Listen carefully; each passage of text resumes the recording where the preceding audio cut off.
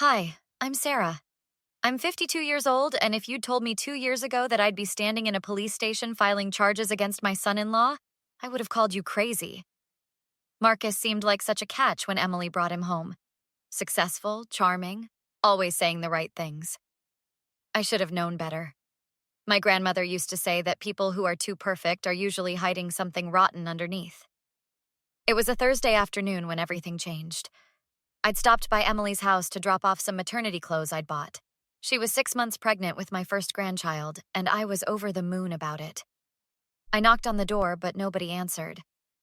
That was odd because Emily's car was in the driveway. I tried the handle, unlocked, and walked in. Emily? Honey, it's Mom. Silence. Then I heard it. A soft crying coming from the backyard. I rushed through the kitchen and stopped dead when I looked out the window. My daughter was kneeling in the pouring rain, her hands clasped in front of her, completely soaked. Her maternity dress clung to her swollen belly. I yanked the back door open and ran out. Emily! What are you doing out here? She looked up at me, mascara streaming down her face. Mom, please, you need to leave. Marcus said I have to stay out here for another hour. Another hour? How long have you been? I grabbed her arm to help her up, but she resisted. Mom, stop. He'll be so angry if I don't finish my punishment. Punishment? My blood turned to ice. What are you talking about? I bought a dress yesterday. It was on sale for $30, but I didn't ask him first. He says I need to learn respect for his money. I physically pulled her to her feet. She was shivering so hard she could barely stand. We're going inside right now. No, Mom, you don't understand. I understand perfectly. I wrapped my arm around her and practically dragged her toward the house. That's when Marcus appeared at the back door, blocking our path. He had that smile on his face. The one I'd always thought was charming, but now recognized as something much darker. Sarah, what a nice surprise. I didn't hear you come in. Move aside, Marcus. Is there a problem? Emily was just taking some time outside. She finds the rain calming. Emily trembled beside me, but she didn't contradict him. Don't you dare lie to me. She told me everything. You made her kneel out here in the rain because she bought a $30 dress? His smile never wavered. I think there's been a misunderstanding. Emily sometimes gets a bit emotional with the pregnancy hormones. She probably exaggerated our little discussion about budgeting. Little discussion? She's been out here for an hour. She's pregnant, Marcus. Sarah, please don't make this into something it isn't. His voice had an edge now. This is between me and my wife. I'd appreciate it if you'd respect our marriage. I looked at Emily, willing her to speak up, but she just stared at the ground. Emily, get your things. You're coming home with me. Mom? Now, Emily. Marcus stepped closer, his jaw tight. She's not going anywhere. This is her home. This is a house, not a home. A home doesn't have punishments. A home doesn't make a pregnant woman kneel in the rain. I think you should leave now, Sarah. I'm not leaving without my daughter. We stood there in the rain, locked in a standoff. Finally, Emily spoke in a voice so small I barely heard her. I want to go with my mom, Marcus. His expression darkened. If you walk out that door, don't bother coming back. That's fine by me, I said, tightening my arm around Emily. Come on, honey. As we walked past him, I heard him mutter something under his breath. I turned back. What did you say? He smiled that awful smile again. I said, you'll both regret this. David was waiting in the driveway when we pulled up. One look at Emily's soaked clothes and shivering frame, and his face turned red. What happened? Get her inside first. Hot shower, warm clothes. Then we talk. An hour later, Emily sat wrapped in blankets on our couch, her wet hair combed back. She'd finally stopped shaking. David sat beside her, holding her hand, while I paced the living room. How long has this been going on? I asked. Emily didn't meet my eyes. It started small. He'd get upset if I bought groceries without checking with him first. Then he started monitoring everything, where I went, who I talked to, how much I spent. Why didn't you tell us? Because I was embarrassed. You guys loved him so much. Remember how Dad said Marcus reminded him of himself? How you called him the perfect gentleman? I felt like I'd made a mistake, but I couldn't admit it. David's voice cracked. Sweetheart, this isn't your fault. What about the kneeling? I asked gently. Has he made you do that before? She nodded, tears flowing again. Last month I went to lunch with my friend Jessica without asking permission. He made me kneel in the corner of the bedroom for 3 hours. He said I needed to learn submission. Submission? David stood up abruptly. I'm calling the police. Dad, wait. No waiting, Emily. This is abuse. He's hurting you and our grandchild. But he hasn't hit me. Will the police even care?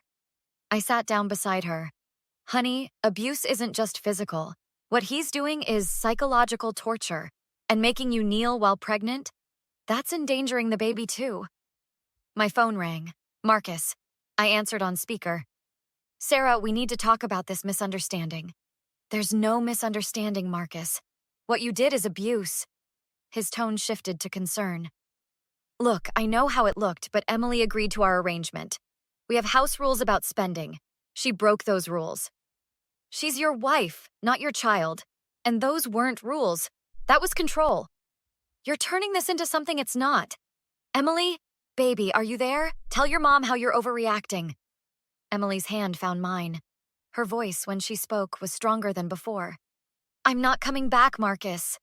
Silence on the other end. Then, you can't just leave. We're married. We have a baby coming. I'm staying with my parents. For how long? A few days until you calm down and realize you're throwing away everything we built? Forever, Emily said. I want a divorce. The line went dead for a moment. When Marcus spoke again, his voice was cold. You really want to do this? Fine. But I'm not making it easy.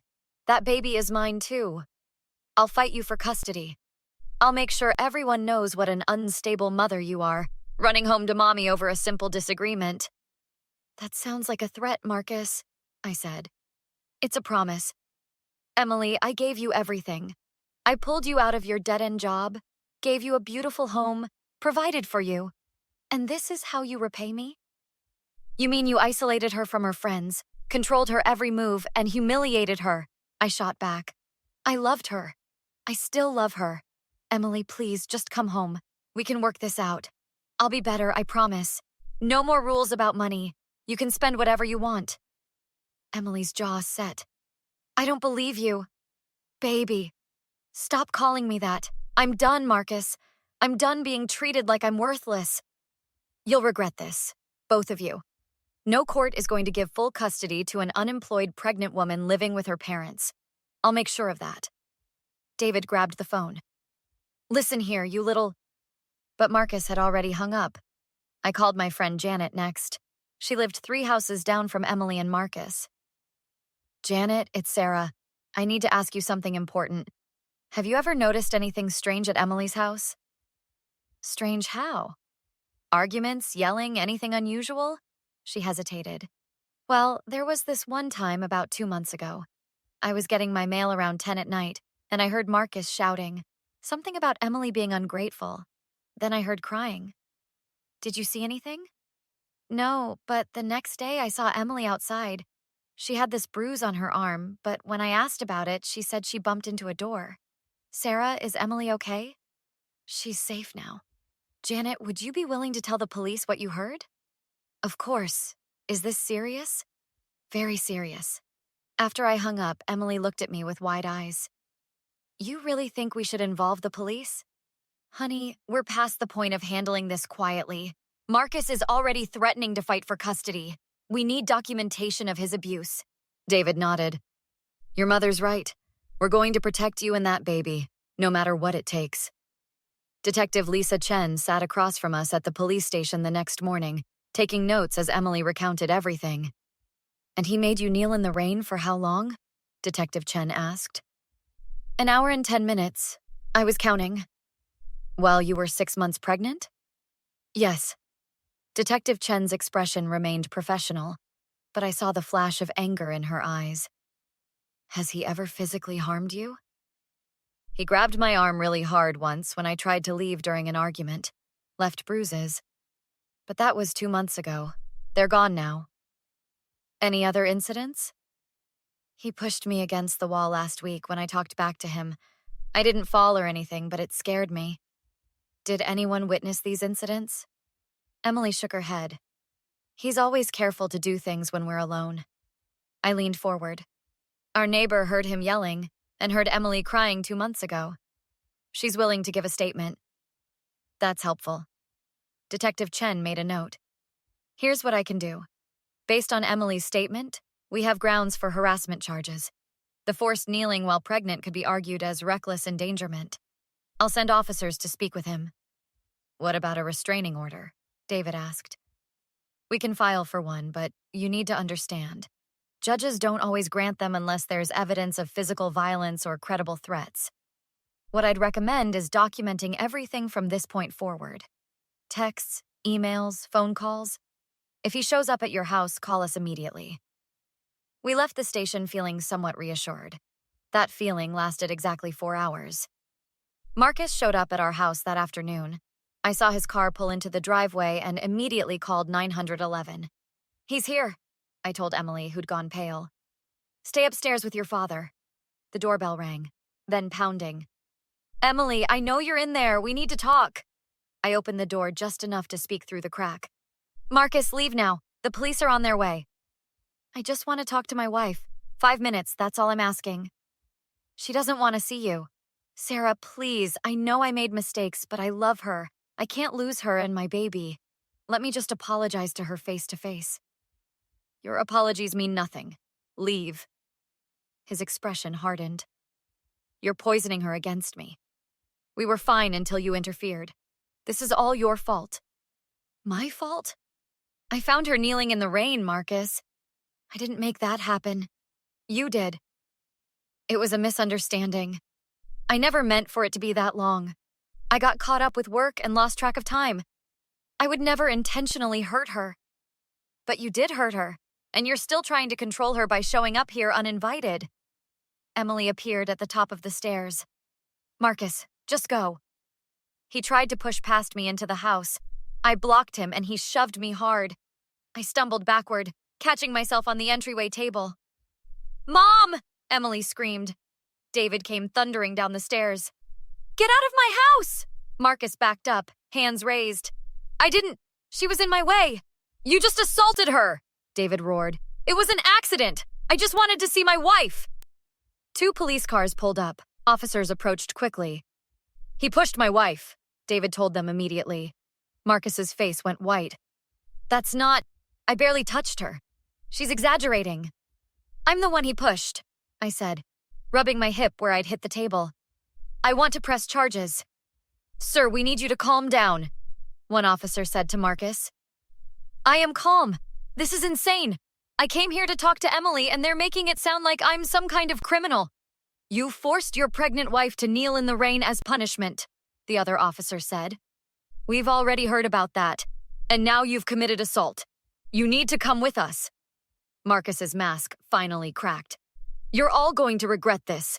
Emily, you're making the biggest mistake of your life. That baby needs a father.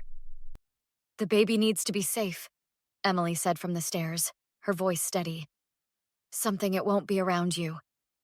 As they put him in handcuffs, Marcus looked at me with pure hatred. I'll destroy you for this, all of you. We'll see about that, I replied. The next few weeks moved fast. Marcus was charged with harassment, reckless endangerment, and assault. His lawyer tried to paint it as a marital dispute blown out of proportion, but Detective Chen had built a solid case. Janet's testimony about the yelling, Emily's detailed accounts, my assault. The pattern was clear. Emily and I sat in the family lawyer's office 3 weeks later, discussing the divorce. The restraining order is in place for 1 year, the lawyer explained. He can't contact Emily, can't come within 500 feet of her or your residence. Given the circumstances, we're going for full custody with supervised visitation only. Will that hold up? Emily asked. With his charges and Emily's testimony? Yes. The court's primary concern is the child's welfare. An abusive parent doesn't get unsupervised access. What about his threats to fight for custody? The lawyer smiled slightly. Let him try. His behavior has been well documented. Any judge will see he's unfit. That afternoon, Marcus's lawyer called requesting a meeting. He wants to apologize, the lawyer said. He's willing to agree to Emily's terms for the divorce if she'll just hear him out. Absolutely not, I said before Emily could respond. He's very remorseful. He started anger management classes. He just wants a chance to make things right. Emily's hand found mine. Tell him no. Tell him I don't accept his apology. I don't believe his promises. And I don't want to hear from him again except through lawyers. Emily, he's the father of your child. Don't you think? I think he made my daughter kneel in the rain while she was carrying his child. I think he controlled and manipulated her for months. I think he assaulted me when I protected her. So no, I don't think she owes him anything. Goodbye. I hung up and looked at Emily. You okay? She nodded, her hand on her belly. Better than okay. I'm free. David came in with tea. That lawyer again? Trying to get Emily to meet with Marcus. We shut that down. Good. He sat beside Emily. How's my grandchild doing? Active. I think she's going to be a kickboxer. We all laughed. It felt good to laugh. A month later, the divorce was finalized. Marcus got supervised visitation once a week, which he attended twice before stopping altogether. His lawyer contacted us one more time, saying Marcus wanted to reconcile. Emily's response was simple. Tell him I said no, and I mean no forever. Not no for now. I'm done. Marcus violated the restraining order 3 months after the baby was born. He showed up at a park where Emily was with our granddaughter. Security called the police. He spent 2 nights in jail, and the restraining order was extended another 2 years. Today, Emily and little Grace live with us while Emily finishes her degree online. She's studying social work, hoping to help other women recognize abuse before it escalates. She's stronger than she's ever been, more confident, more herself. Last week, Marcus's lawyer sent one final message.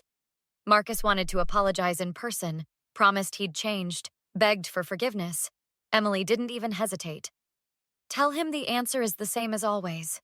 No. Are you sure? David asked gently. For Grace's sake? Grace deserves a mother who knows her worth and won't accept abuse. That's what I'm giving her. I'm showing her that when someone treats you badly, you don't give them endless chances to do it again. You protect yourself and move forward. I've never been prouder of my daughter. What would you have done in my situation? Would you have called the police immediately or tried to handle it within the family? Let me know in the comments below. And don't forget to like and subscribe for more true stories about standing up to toxic people and reclaiming your life.